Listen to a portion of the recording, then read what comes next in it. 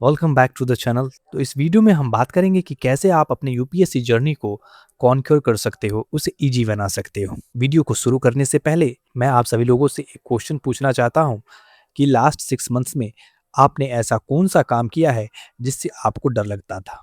Example, economy. जब भी हम यूपीएससी का प्रिपरेशन स्टार्ट करते हैं तो इकोनॉमी जैसे सब्जेक्ट से हमें डर लगता है। आंसर राइटिंग करने का एक फियर होता है। जीएस 3 जैसे पेपर जिसमें मल्टीपल सब्जेक्ट्स होते हैं, उसे पढ़ने में हमें डर लगता है क्योंकि जनरली इसमें स्टूडेंट्स के कम मार्क्स आते हैं।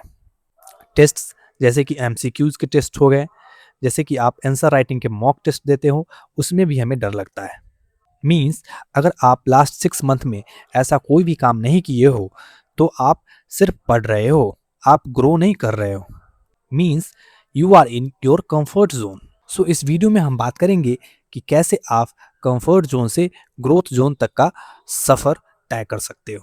तो आइए बारी बारी हम सभी जोनों को समझते हैं। पहला जो जोन होता है वो होता है आपका कंफर्ट जोन। कंफर्ट जोन एक ऐसा जोन है जिससे सभी एस्पिरेंट्स, सभी स्टूडेंट्स फेमिलियर होते हैं। इसमें होता क्या है कि हम लेक्चर्स देखते हैं, नोट्स बनाते हैं और नोट्स देख कर रिवीजन करते हैं, जिससे हमें क्या लगता है कि हमने स्टडी तो बहुत की है। लेकिन इस कंफर्ट जोन का एक ही प्रॉब्लम है कि हम लोग रियल प्रॉब्लम्स जैसे कि answer writing, mock test, MCQ का टेस्ट नहीं दे रहे हैं। ऐसा इसलिए होता है क्योंकि ब्रेन को लगता है कि मैंने अगर आंसर राइटिंग की, मैंने मॉक टेस्ट्स लगाए, मैंने एमसीक्यूज के टेस्ट्स दिए तो रिस्क ऑफ फेलियर ज्यादा होता है। इसलिए हमारा ब्रेन जो है वो इस फेलियर को अवॉइड करने के लिए इन सब चीजों पर फोकस ही नहीं करता है। अगला जो जोन है वो है आपका फियर जोन। आप इमेजिन कीजिए एक ऐसा सिचुएशन जिसमें आप एक दिन डिसाइड करते हो कि आज मैं आंसर राइटिंग करके रहूंगा। आपने एक आंसर राइटिंग किया जिसमें आपने 10 मार्क्स का क्वेश्चन उठाया, ठीक है, उसको आपने अपने हिसाब से लिखा। जब उसका इवेल्युएशन किया गया सिर्फ 4 मार्क्स आ रहे हैं और आपको बोला जा रहा है कि आपका इंट्रोडक्शन ठीक नहीं है, आपने जो स्ट्रक्चर किया है वो सही नहीं है, आपने तो एक एग्जाम्पल भी नहीं दिया है। तो आपका ब्रेन क्या यहाँ पे सोचेगा? आपका ब्रेन सोचेगा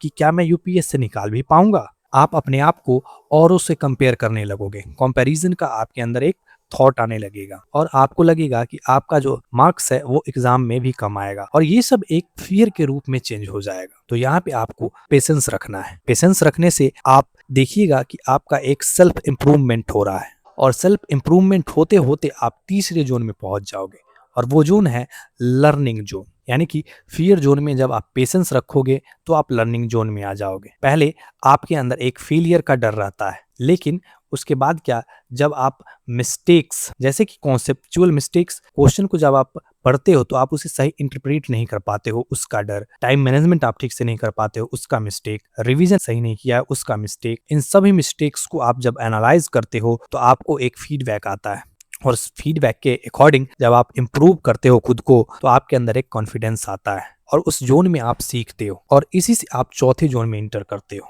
आप लर्निंग जोन में कंसिस्टेंट रहते हो तो आप ग्रोथ जोन में पहुंच जाते हो और वहां से आपकी एक्चुअल ग्रोथ शुरू होती है। इस साइकोलॉजिकल कंसेप्ट की एक इंटरेस्टिंग बात यह है कि ग्रोथ जोन जो है वो आपका फाइनल डेस्टिनेशन नहीं है। कुछ दिन बाद ग्रोथ जोन ही आपका क्या बन जाएगा? कंफर्ट जोन बन जाएगा। तो फिर आप अपना अगला चैलेंज ढूंढिए और उस पर लग जाइए। फिर से कंफर्ट जोन से आपका हो जाएगा फियर जोन, फियर जोन से लर्निंग जोन और लर्निंग जोन से आपका ग्रोथ जोन। आप चैलेंज ढूंढते रहिए और अपने आप को कॉन्कर करते रहिए। अब आप सभी लोग अपना फियर नीचे कमेंट करेंगे और उस पे काम करना स्टार्ट करेंगे। And I will see you in the next one. Thank you for watching.